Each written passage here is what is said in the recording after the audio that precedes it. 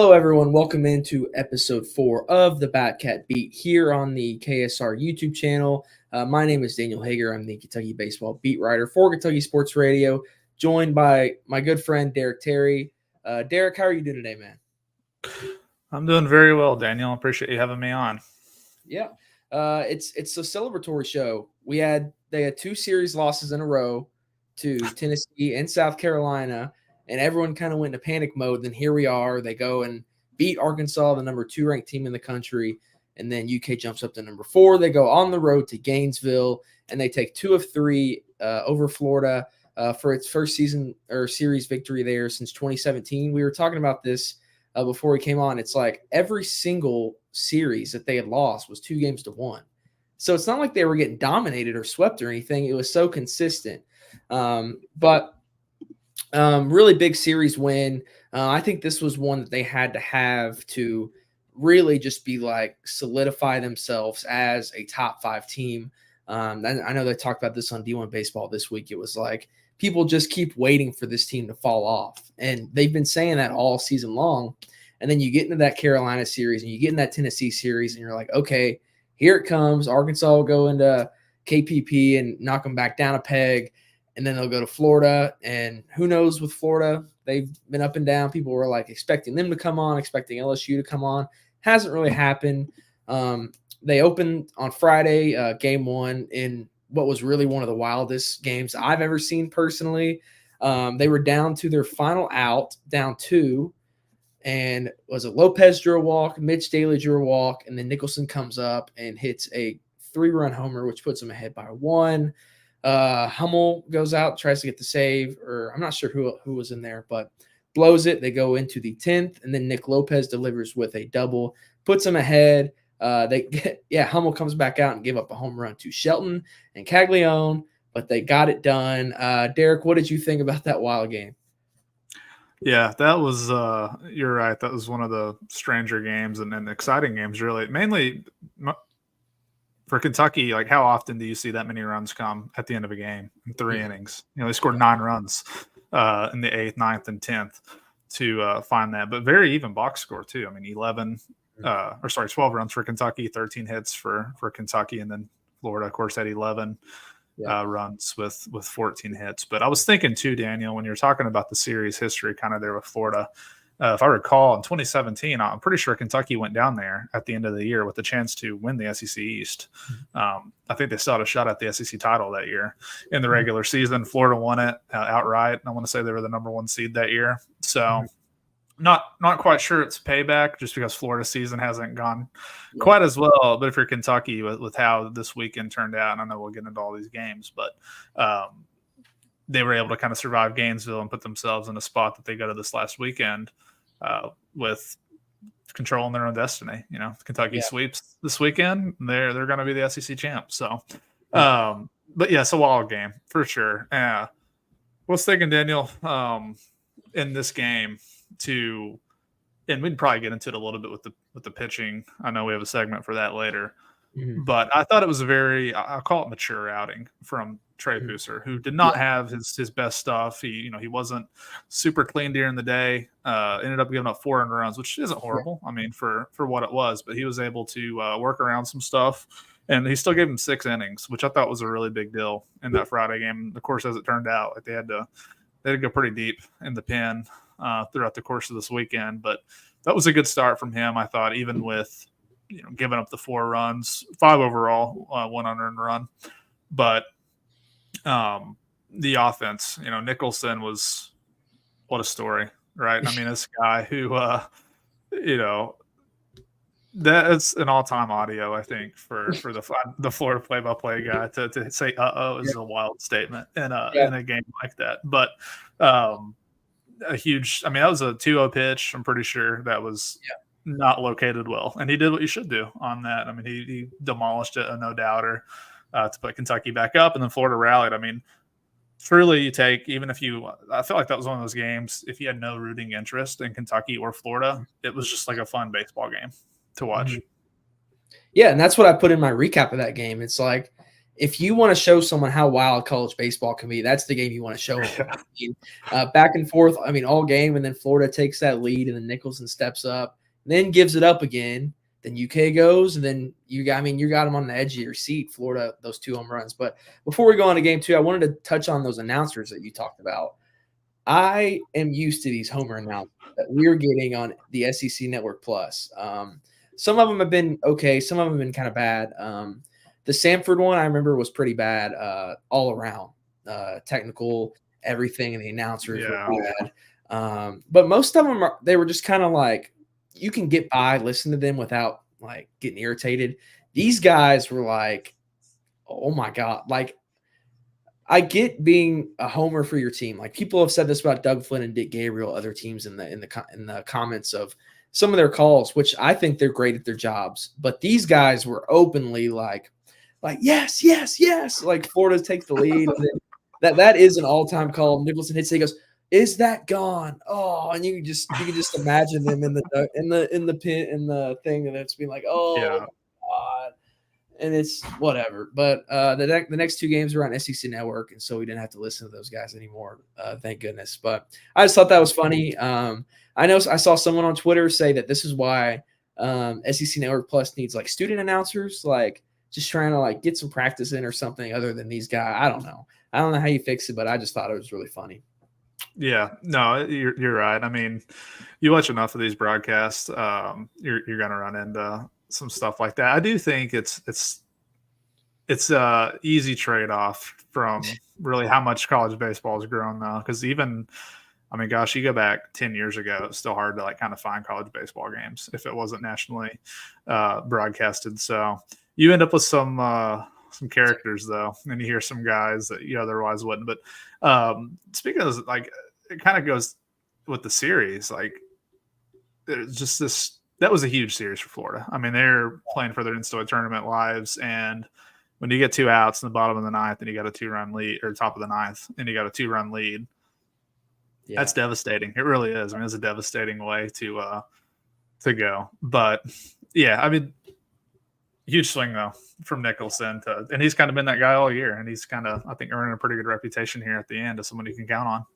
I mean, just think of what that weekend could have been for Florida, because so they dominated game 2, but the first game they had it in the bag, blew it. Second game they came back, took that lead, and then they blew it also. And so now you get in where they don't have a midweek game this week. They've got to go. I think it's in Athens. They play Georgia this week, and they've got to sweep that series to have a really shot at making the NCAA tournament, unless they do something in Hoover. So yeah, like you said. Really big win for the Cats. You got to game 2. I won't spend too much time on this one. Liam Peterson was dominant, like really dominant. 6 innings, gave up just 5 hits, 1 earned run, striking out 6. And what was his best start of the season? I know I saw somewhere that was his first quality start of his career. UK's offense just didn't have it. They only had 5 hits. The Florida bullpen, which has been really bad this year, shut them down also. So that was just kind of one of those games, like chalk it up, forget about it. Mion always talks about forgetting or letting things expire at midnight. That's like the prime example of letting something expire at midnight. And they did that. They come out in game 3, win that game 7-5. UK put up 3 runs in the second. Florida put up 2 in the 7th, tied it in the bottom of the 9th. And I think that was the inning UK used 4 different pitchers. And they go to the 10th, and UK scores 4 runs. I'm blanking on where the first one came from, but then they loaded the bases. Patrick Herrera delivers, hits one deep to left field where I don't know what that left fielder was doing. He was playing in, and it just completely burned him in one of the worst defensive plays I've seen. That's like a can of corn all day long, and burned him. UK scores 4. Florida scores 2 in the bottom of the 10th, just like they did in the first game.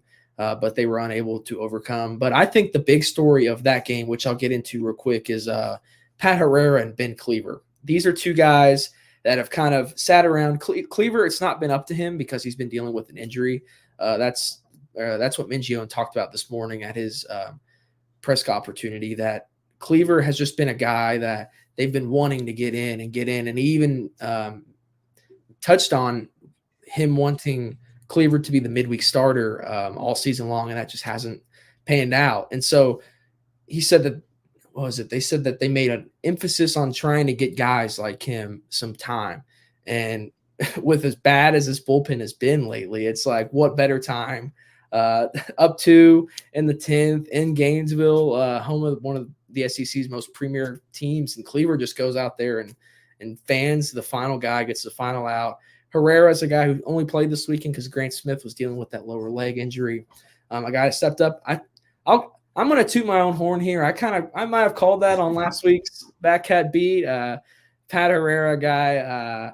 I think he's like the perfect utility guy that you need. A guy that can play third, a guy that can play second, a guy that can play right field, left field. He's done it all this year, and he's been a really nice asset for them. And so that was my big takeaway from Game 3. Yeah, Pat Herrera, from everything I've heard, just the ultimate teammate. Kind of guy every good team needs. He's someone I hope stays in the program. You never really know with the portal and things like that. Now he has, especially with the unlimited transfers. Now he came in here from Northwestern, where he was pretty solid as a freshman.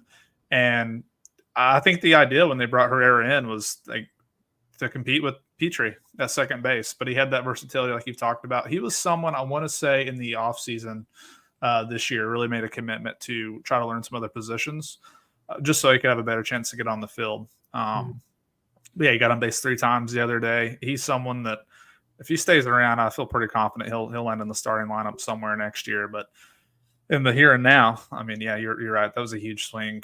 Cleaver, smallest sample size possible you can pretty much get with this kid. I think he's only appeared in like 3 games, but he's been good every time he's been out there. It's just the recovery time for him has been a little harder. This is like a year-long thing for him. I remember when around this time of year, actually probably a bit earlier than this time of year, probably around April, with people around the program, I'll try to get a good feel for like who might you be worried about when it comes to the draft. And Cleaver was a name that popped up early in March. I want to say he had like 28 scouts at one of his starts in Tennessee last year, but dealt with some injuries. And can't remember if he got fully shut down or what, but he's someone that the talent has never really been in question with him, with how good he could be. It's just keeping him healthy, keeping him with a pretty good workload. And, I know you had the scoop last week that he was going to start the midweek game had it happened. And if that happened, he would not have been out there on Sunday. He wasn't going to start this week against Wright State. They were going to go back with Lafferty. Yeah. So he's someone that I feel confident can help them.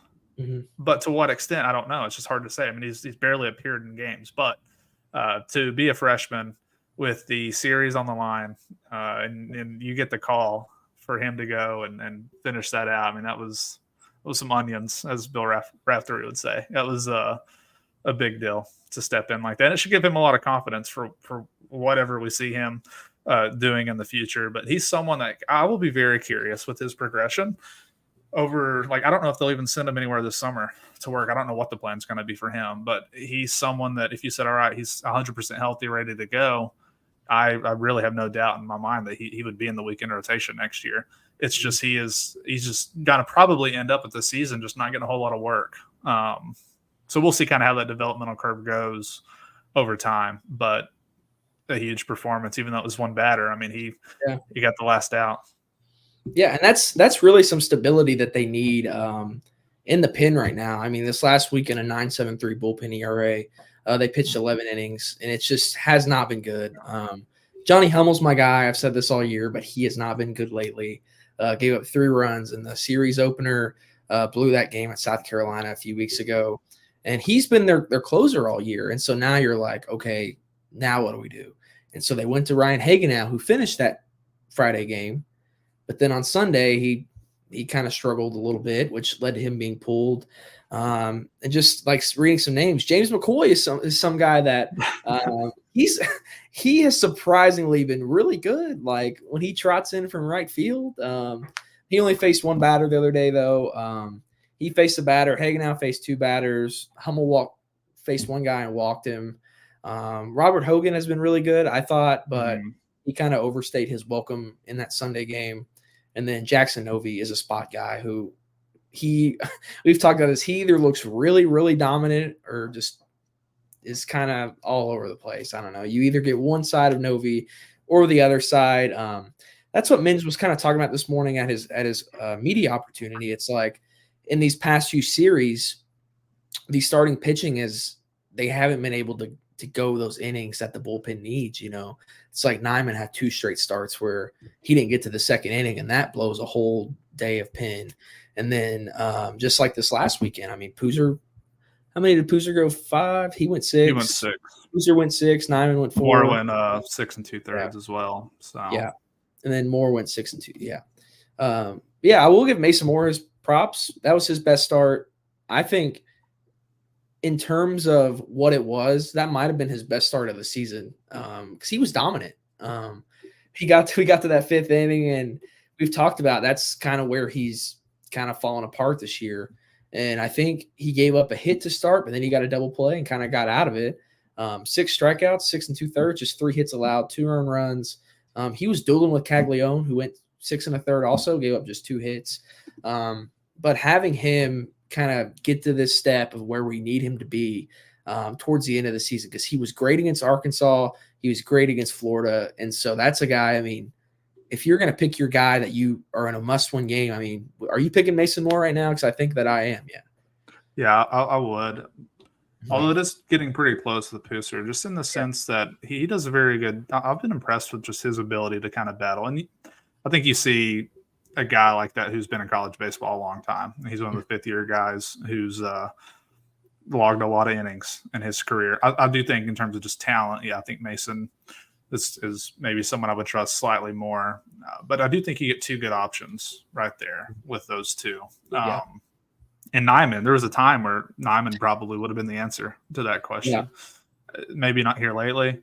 But yeah, Daniel, when you look at these box scores and when you watch the games, like if we talked about it 2 weeks ago, it's no different now. Like the bullpen, especially with Hummel, like there's no guy in the back of the bullpen that you just feel really confident in shutting things down. And they've had that at times over. I think all the really good teams for Kentucky have had guys like that.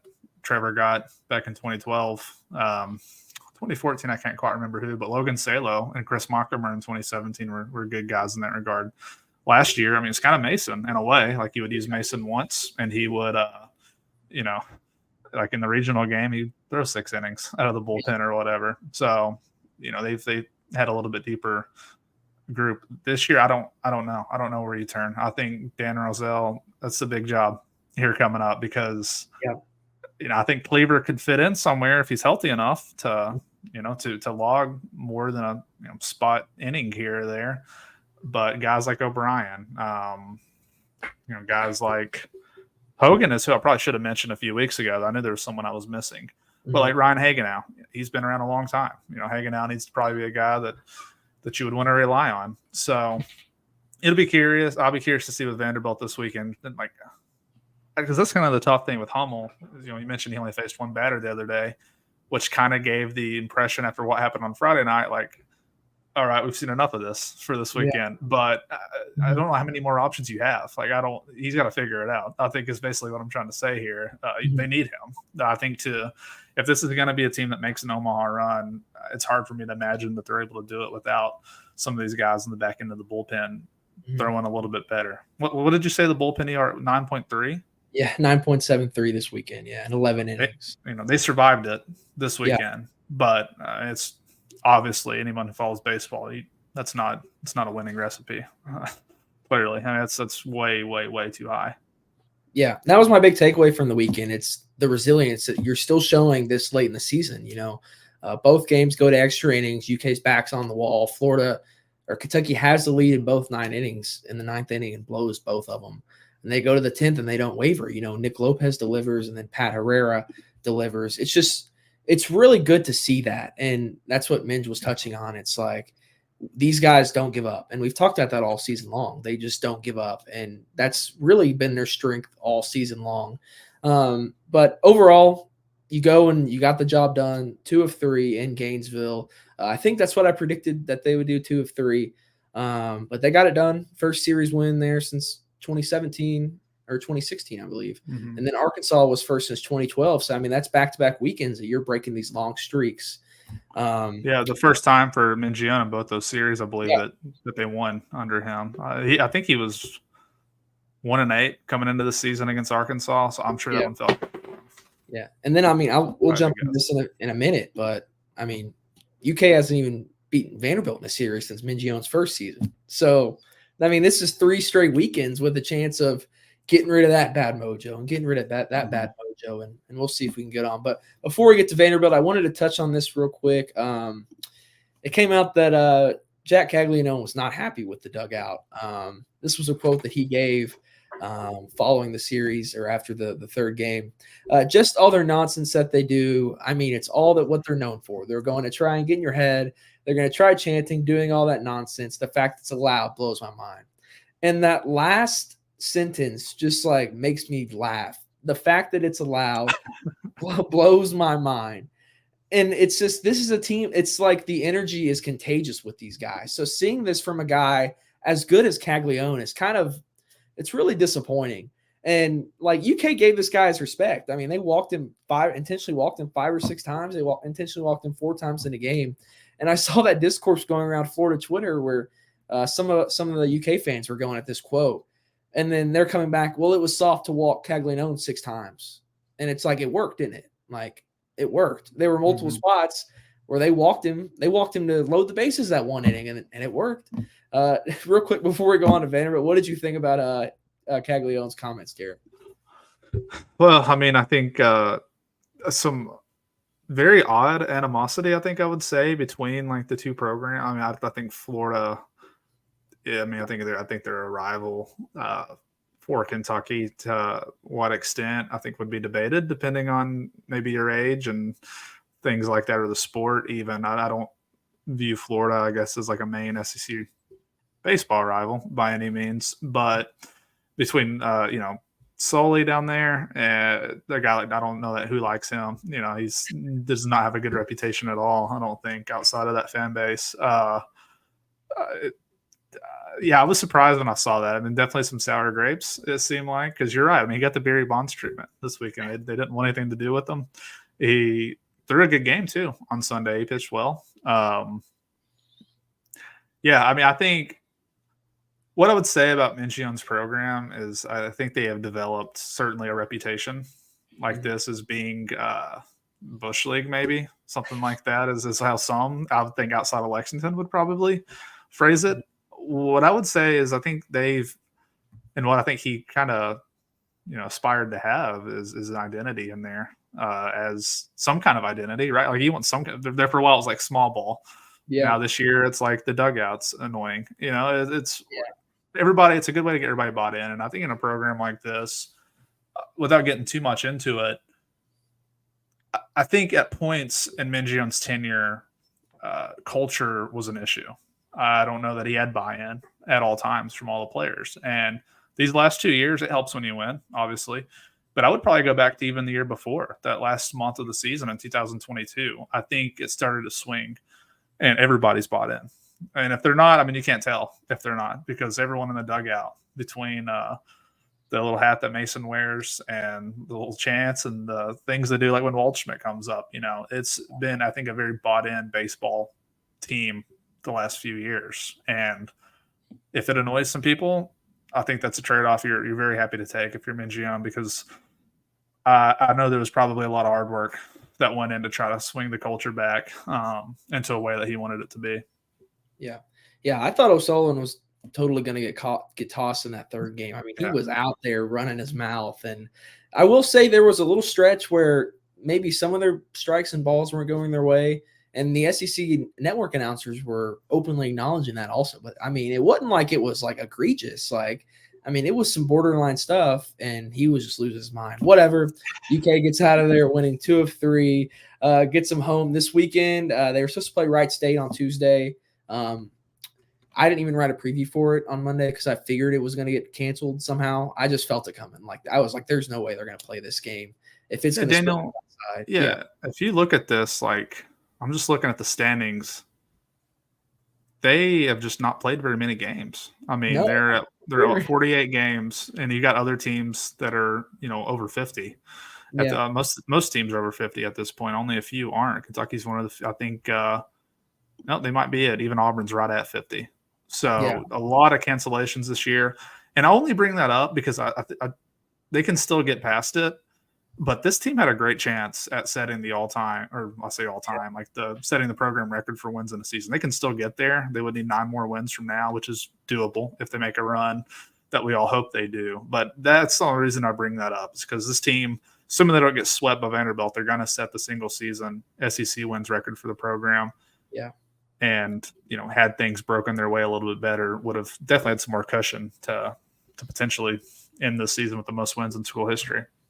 Yeah, I'm just looking at like in the last 2 months, so since the beginning of April, they've played 2 midweek games. They played Samford before they went to Auburn, and then they had that game against Louisville. So it's really kind of wild how that's happened. Yeah, I mean, they've only played 25 home games. Yeah, it's pretty crazy. They've played it's 23 on the road or neutral. It's very close to a 50-50 split. Yeah, they had Louisville canceled here because of rain. I don't even think it rained.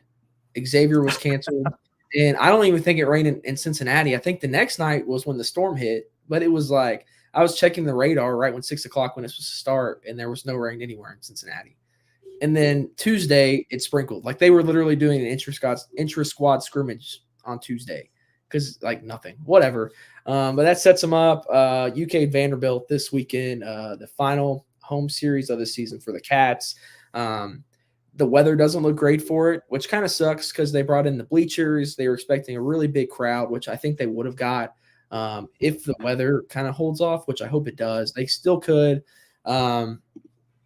But kind of hoping to break some bad mojo, just like they have in their last 2 series with Arkansas and Florida. UK is just 5-14 in their last 19 games against Vanderbilt, and like I said earlier, they haven't taken the series over Vanderbilt since 2017.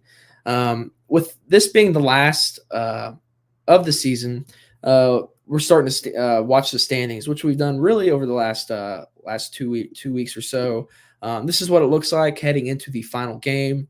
UK is a game above Tennessee and Arkansas. A&M's right behind them. And then Georgia, who has really turned it on lately, has really been storming up there. I think they're even a top 8 seed in D1 Baseball's latest field of 68 projections. And that's a team that UK dominated when they played them. I think it was their second SEC series of the season. And they've been on a really, really nice roll. And so they've really come up there. Kentucky looks like they're the only team that's really locked up a first-round bye in the SEC tournament, although I'm sure Tennessee and Arkansas have also pretty much locked that up. But this is what the slate looks like this weekend before we get UK Vanderbilt, Carolina at Tennessee, and UK at Vanderbilt. UK just needs to outpace Tennessee and Arkansas by a game to at least share the SEC title or outright win the SEC title for just a second time in program history. So it's really going to be a huge weekend, a celebratory weekend. Senior Day, I believe, is tomorrow night, I believe, and then Friday will be their salute to service day. I think that's how it goes. So what are you looking forward to the most this weekend? I know what I'm looking forward to. I'm looking forward to a trophy celebration. So, well, that would be the hope. I mean, I think it does matter. I've said this for really since it became a realistic scenario that they could actually win the SEC. When you're a program, any kind of expectation you have is always going to be relative to your historical success and your expectations. I don't think anybody had real expectations that this team would win the SEC this year. I couldn't sit here and tell you again when Kentucky will have a chance to win the SEC again. It is to win a regular season in the SEC in baseball is a major accomplishment that I would quite frankly at this point be disappointed if it didn't happen. So I think that it matters a lot taking 2 out of 3 this weekend to at least claim, because if you win 2 out of 3, the best Arkansas or Tennessee could do is match you at 22 wins. So, either root for one of those 2 teams to lose and Kentucky to end up with more wins by the end, or just sweep Vanderbilt and leave it out of just control your entire destiny. And that's kind of Vanderbilt's been susceptible to that this season. I think they've been swept 3 times. When I was looking at it earlier, Georgia swept them, South Carolina swept them, and Texas A&M. 3 teams, and then they almost got swept by Tennessee. They found a way to win, shut out Tennessee on Sunday, I believe it was, to end that series. So I will say, in terms of just a storyline outside of the Kentucky angle, trying to win the SEC, it is the second straight weekend of playing a team that's kind of desperate. Vanderbilt's in a little bit better spot than Florida. I mean, it's going to take a lot, I think, at this point for Florida to get in. They're going to have to play really well at Georgia.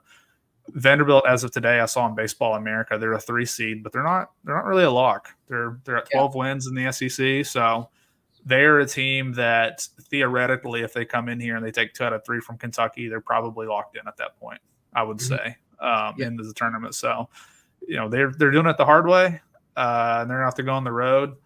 And quite frankly, this has not been, one of the better Vanderbilt teams. It probably goes without saying. They're 3-10 away from home, an RPI that's only 28, and they're only 6-14 against teams that are ranked 1 through 25 in the RPI. And I want to say Kentucky's got like 18 wins. Yeah. They have a very high number. So against similar-ish, you would say against the better teams on their schedule, Kentucky has fared much better than what Vanderbilt has this year. So I think this is a really good opportunity for Kentucky. Nothing's ever easy in this league. Vanderbilt, still a team that has plenty of guys that were very highly ranked, plenty of guys that are going to get drafted. It's kind of the same deal here every week in the SEC. But I see a great opportunity here. I think the way that this is kind of shaken out, it's worked out pretty well for UK in terms of how they took care of business the last 2 weekends to get 2 out of 3. What would really make everybody happy, and I say this even at the possibility, I mean, I want to see them win the SEC. More than that, I think at this point I could probably stomach like a 3-2 loss or something now, where the bullpen and everybody kind of gets back on track. Even if you do lose a game, like you could claim the SEC this weekend, be really happy about that. But if you're still winning these shootouts, I do wonder how it kind of bodes for long term. So I want to see a balance here. Like it would be great to see them I think it's dogpile worthy if you win the SEC. I don't know if they will, but I think it is. So maybe they do that, maybe they don't. But I would like to see a balance there where we could be happy with that and also feel pretty good about how this kind of stacks up as they head to Hoover. Yeah. And also, when was the last time they even had a double bye? Starting out, I guess 2017. Yeah. I think they had the double bye in 2017, but to be potentially the 1 seed to go to Hoover, I mean, that is not stuff that we're used to seeing at Kentucky. No, I think, what were they, the 8 seed last year, and they played 9 seed Alabama, lost in the first game. So definitely excited to get 2 down there. At least my trip will be a little longer than it was last year. But yeah, UK set up the best out of the top 3 teams that still have a shot. Arkansas is playing A&M this week. Tennessee's playing Carolina, even though Carolina has kind of dipped a bit after their series with UK. But, I mean, still a formidable opponent, better than Vanderbilt. So it should be a really exciting series. Real quick, some stuff on Vanderbilt. 34-18, 12-15 in the SEC. Their batting stats are kind of just right in the middle of the SEC, middle of the pack. 284 batting average, 461 slugging, 378 on base percentage. They don't really hit home runs. They're second to last in the SEC in that, but they do steal bases, just behind UK. 84 stolen bases, second in the SEC. And their pitching's kind of the same. It's just like Vanderbilt is very average, just like straight in the middle of the pack. 4.82 ERA, sixth. Just going through and looking, just all right. But like you said, number 28 in the RPI. D1 Baseball had them as a 3 seed in Virginia's region, which is really a far cry from what they were even 2 or 3 weeks ago. Like they were tapped to host a regional. Now they're a 3 seed. But best wins, they got, like you said, they got 1 over Tennessee to avoid the sweep, 1 over Mississippi State to avoid the sweep. And then earlier in the season, they got wins over Indiana State, Louisiana, and Texas in one of those tournaments, whatever they are. And then they took 2 out of 3 over Florida a few weeks ago. Worst losses, FAU, Gonzaga, Dayton. Those are those early in the season midweeks, and then LSU, Florida. And then they were swept by Carolina, one of their 3 sweeps. So really excited. Should be a really exciting weekend. I'm really excited for it. Hopefully the weather isn't as bad as it's tabbed to be, and we can fill up KPP. Mion was really excited about that this weekend or this morning.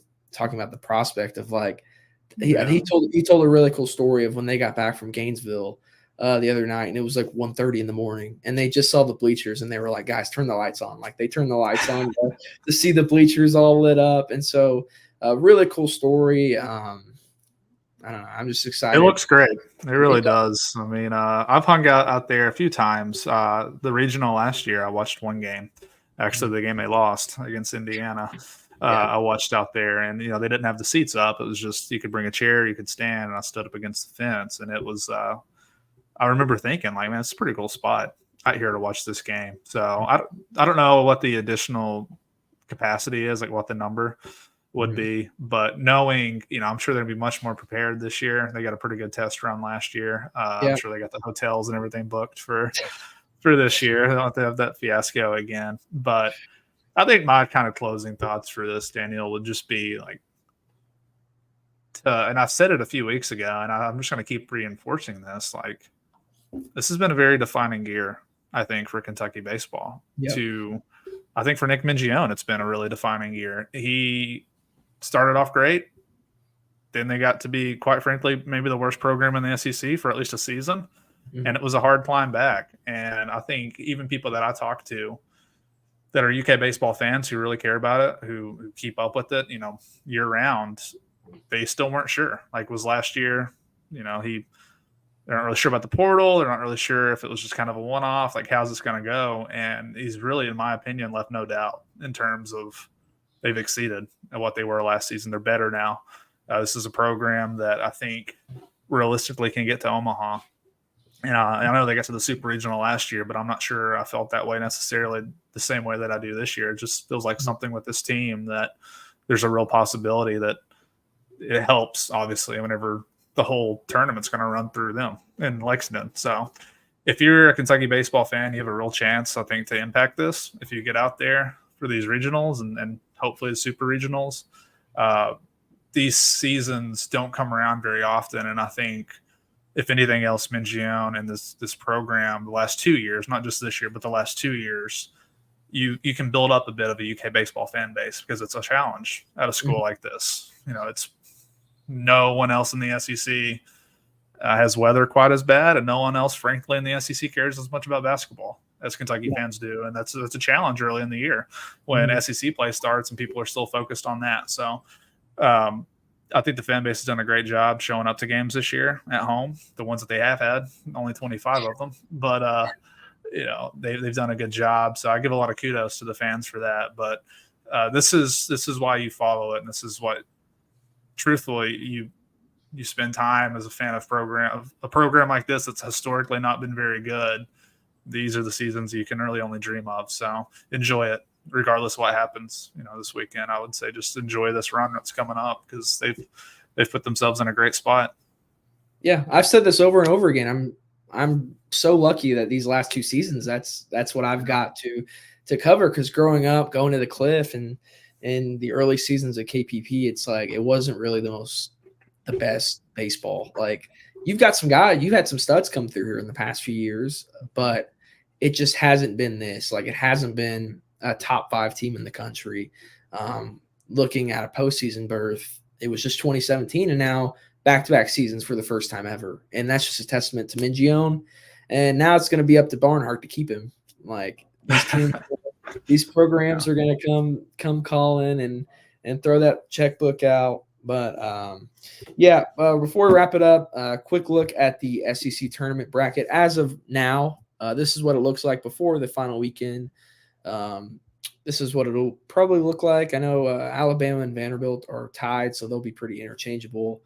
UK, the 1 seed, Arkansas and Tennessee, they'll figure themselves out this weekend. Then A&M, the 4, and then some really intriguing matchups that would be kind of hard to pick because, like I said, it's like LSU and Florida have been really disappointing this season. But then you get that Florida-Carolina matchup. And, I mean, I'd probably go out and I'd say probably pick Florida to win that game. And then you get LSU and Georgia. And, like, if Georgia wasn't on the heater that they're on, LSU is so hard to count out in, like, the postseason.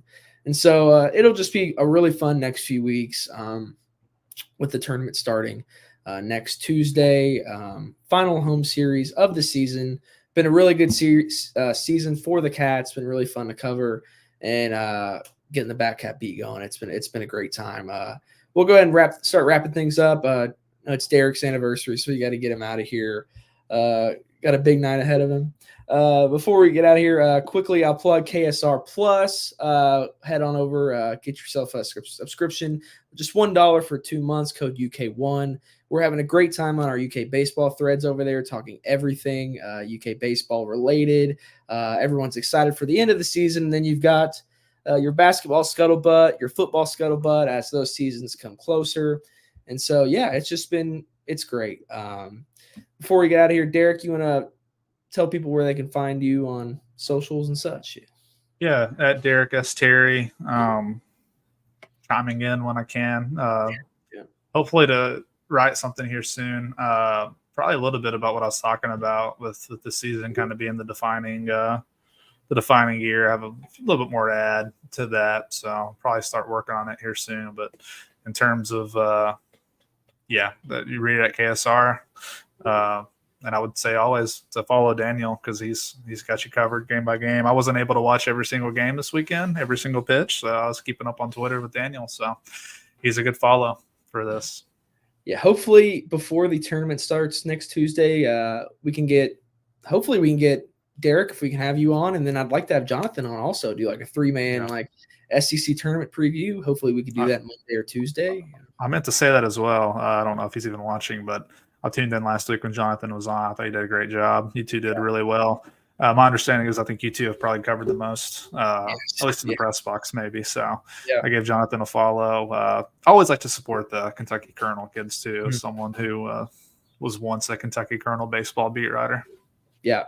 Great guy, really good at what he does, and really a good friend that I've made this season in the press box. So we'll get out of here. We will be back next week, and we'll see you then.